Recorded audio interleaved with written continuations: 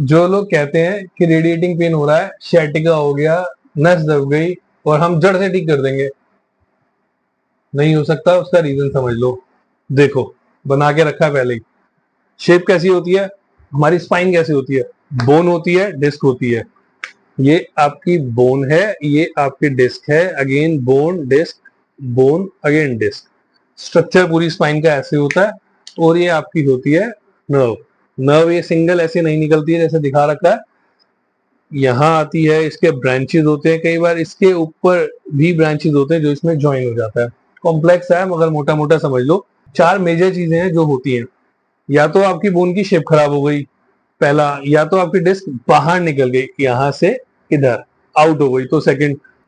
Third में क्या होता है, आपकी जो डिस्क होती है वो अंदर उसके जेल होता है, लिक्विड होता है, वो फट जाती है। अगेन फोर्थ, बोन की स्पेस कम हो जाती है, दोनों के बीच की स्पेस कंप्रेस हो जाती है, दब जाती है। अब चारों में होता क्या है, जब आपकी बोन की शेप खराब हो गई, अगेन नर्व कंप्रेस हो गई, इरिटेशन में आ गई। सेकंड, जब डिस्क आउट हो गई तो नर्व कंप्रेस हो गई। थर्ड, डिस्क फट गई और जेल उसका नर्व पे आ गया तो अगेन नर्व कंप्रेस हो गई या इरिटेशन आ गया। फोर्थ, बोन की बीच की स्पेस कम हो गई, डिस्क दब रही है, मतलब नस दब रही है। अगेन, इन चारों केसेस में सिम्टम, आपको जो नस दबने के सिम्टम होते हैं वो होते हैं टिंगलिंग, चींटी जैसे चलना, झंझनाहट होना, पेनिंग, पेन। पेन भी कैसा होगा, रेडिएटिंग पेन होगा। जैसे मैंने आपको बताया ना, जगह जगह ब्रांच दे देती है, तो जहां तक वो जा रहा है उसको आप रेडिएटिंग पेन कहते हैं, उसमें आपको पेन हो सकता है।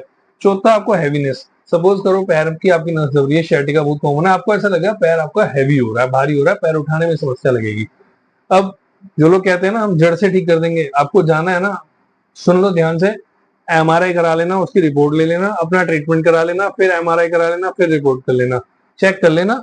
ठीक नहीं होता है, बहुत रेयर चांसेस है, वो भी सिर्फ इस केसेस में जहां डिस्क बल्ज हो जाता है, डिस्क बाहर आ जाती है किसी प्रेशर की वजह से। वो शायद एकदम सडन किसी प्रेशर से आई है तो वापस अपनी जगह लेने की चांसेस बनते हैं, अदरवाइज इन सब केसेस में नहीं हो सकता है।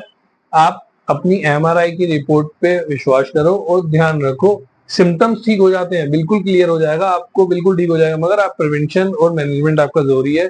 बीच बीच में पेन आपको आता रहेगा अगर आप ज्यादा ध्यान नहीं देंगे तो जागरूक बनो, इधर उधर गलत जगह मत जाया करो।